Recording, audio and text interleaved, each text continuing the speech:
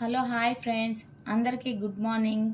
పిల్లలకి ఎప్పుడు ఇడ్లీలు మన మామూలు బియ్యం పిండి దోశలు కాకుండా ఎంతో హెల్తీగా ఈజీగా తయారు చేసుకునే జొన్న దోశలు ఎలా తయారు చేసుకోవాలో చూద్దురండి. ఒక గ్లాస్ ఆఫ్ జొన్నలు, కొద్దిగా మినప్పప్పు, జొన్నలు 4 గంటల పాటు ఇలా నానబెట్టుకొని దీన్ని మిక్సీ జార్లో వేసుకొని మెత్తగా పేస్ట్ లాగా దోశ బ్యాటర్ లాగా తయారు చేసుకోవాలి.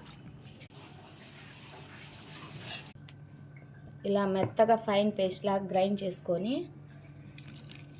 ఈ బ్యాటర్లోకి కొంచెం సాల్ట్ యాడ్ చేసుకొని మన